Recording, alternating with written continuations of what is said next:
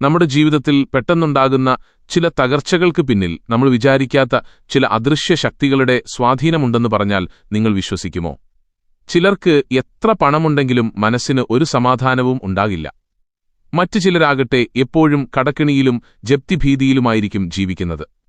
ലഹരിപദാർത്ഥങ്ങളോടുള്ള അമിതമായ ആസക്തി, വിട്ടുമാറാത്ത രോഗങ്ങൾ, ശരീരത്തിൽ എങ്ങനെയോ വന്നുഭവിക്കുന്ന മുറിവുകളും പാടുകളും, അഗ്നിബാധ മൂലമുണ്ടാകുന്ന അപകടങ്ങൾ എന്നിവയെല്ലാം ഒരു പ്രത്യേക ഗ്രഹത്തിന്റെ കോപം കൊണ്ടാണെന്നാണ് ജ്യോതിഷശാസ്ത്രം പറയുന്നത്. പ്രപഞ്ചത്തിലെ ഏറ്റവും നിഗൂഢമായ ആ നിഴൽഗ്രഹമാണ് കേതു. ഒരാളുടെ ജാതകത്തിൽ കേതുവിന്റെ സ്ഥാനം ദുർബലമായാൽ ആ വ്യക്തിയുടെ ചിന്താശേഷിയും ദീർഘവീക്ഷണവും പൂർണ്ണമായി നഷ്ടപ്പെടും. ചെയ്യുന്ന കാര്യങ്ങളിലൊന്നും ഒരു ശ്രദ്ധയുണ്ടാകില്ല. ഒരു കാര്യത്തിലും ഉറച്ചു നിൽക്കാൻ അവർക്ക് കഴിയില്ല. സ്വന്തമായി നല്ല വണ്ടിയുണ്ടെങ്കിൽ പോലും അതൊക്കെ വീട്ടിലിട്ട് മറ്റുള്ളവരുടെ വാഹനം വാങ്ങി യാത്ര ചെയ്യാനായിരിക്കും ഇത്തരക്കാർക്ക് കൂടുതൽ താൽപ്പര്യം. അപരിചിതമായ വീടുകളിൽ ചെന്നാൽ സ്വന്തം വീടിനേക്കാൾ കൂടുതൽ സ്വാതന്ത്ര്യമെടുത്ത് പെരുമാറുന്ന വിചിത്രമായ സ്വഭാവവും ഇവർ കാണിക്കാറുണ്ട്. കേതുവിന്റെ ഈ ദോഷാവസ്ഥ ഒരു മനുഷ്യന്റെ ശരീരത്തെയും മനസ്സിനെയും എങ്ങനെയാണ് ബാധിക്കുന്നതെന്ന് അറിഞ്ഞിരിക്കേണ്ടത് അത്യാവശ്യമാണ്. ഭക്ഷണകാര്യങ്ങളിൽ വലിയ താൽപ്പര്യം കാണിക്കുമെങ്കിലും ഇക്കൂട്ടർക്ക് വയറുമായി ബന്ധപ്പെട്ട അസുഖങ്ങൾ വരാൻ വലിയ സാധ്യതയുണ്ട്.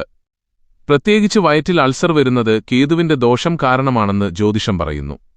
ഏറ്റവും വില്ലനാകുന്നത് മറ്റൊന്നാണ്. ഇവർക്ക് വരുന്ന രോഗങ്ങൾ കൃത്യമായി കണ്ടെത്താൻ എത്ര വലിയ ഡോക്ടർമാർക്ക് പോലും ചിലപ്പോൾ കഴിഞ്ഞെന്നു വരില്ല.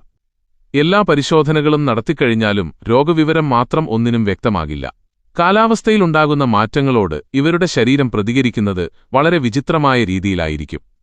ചുറ്റുമുള്ളവർക്കെല്ലാം നല്ല തണുപ്പ് അനുഭവപ്പെടുമ്പോൾ പോലും ഇവർക്ക് കഠിനമായ ചൂടാണ് അനുഭവപ്പെടുക.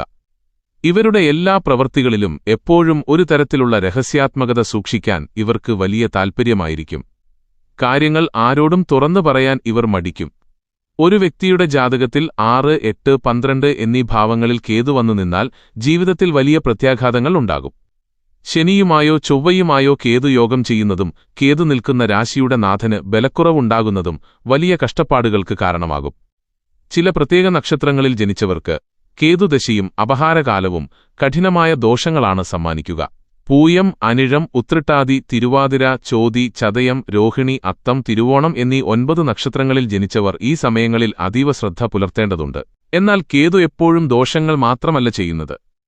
ഒരു വ്യക്തിയുടെ ജാതകത്തിൽ 12ാം ഭാവത്തിലാണ് കേതു നിൽക്കുന്നതെങ്കിൽ അയാൾ അതീവ ഭാഗ്യവാനാണ്. പൂർവജന്മ പുണ്യങ്ങളുടെ ഫലമായി മോക്ഷപ്രാപ്തിക്ക് അർഹനായ ഒരു പുണ്യാത്മാവായിട്ടാണ് ജ്യോതിഷം ഇങ്ങനെയുള്ളവരെ കണക്കാക്കുന്നത്. കേതു വരുത്തിവെക്കുന്ന കഠിനമായ ദോഷങ്ങളിൽ നിന്ന് രക്ഷ നേടാൻ ചില ലളിതമായ പരിഹാരമാർഗങ്ങൾ ശാസ്ത്രം നിർദ്ദേശിക്കുന്നുണ്ട്. അതിൽ പ്രധാനപ്പെട്ട ഒന്നാണ് ഔഷധങ്ങളിട്ട് തിളപ്പിച്ച വെള്ളത്തിലുള്ള സ്നാനം.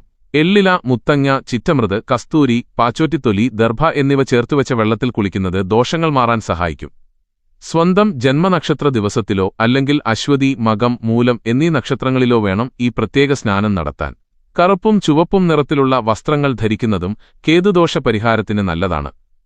ശരീരത്തിൽ വൈഡൂര്യമോതിരമോ കേതുയന്ത്രമോ ധരിക്കുന്നത് നെഗറ്റീവ് ഊർജ്ജത്തെ തടയാൻ സഹായിക്കും. എന്നാൽ ഒരു പ്രധാന കാര്യം ഓർക്കണം. കടുത്ത തലവേദന അനുഭവപ്പെടുന്നവരും അൾസർ രോഗമുള്ളവരും ഒരു കാരണവശാലും വൈഡൂര്യം ധരിക്കാൻ പാടില്ല. അത് ദോഷം കൂട്ടുകയേയുള്ളൂ. കേതുവിന്റെ ഈ സ്വാധീനത്തെക്കുറിച്ചും പരിഹാരങ്ങളെക്കുറിച്ചും നിങ്ങളുടെ അഭിപ്രായമെന്താണ്? നിങ്ങളുടെ ജാതകത്തിൽ കേതു അനുകൂലമാണോ അതോ പ്രതികൂലമാണോ? നിങ്ങളുടെ അനുഭവങ്ങൾ താഴെ കമന്റ് ബോക്സിൽ പങ്കുവയ്ക്കൂ.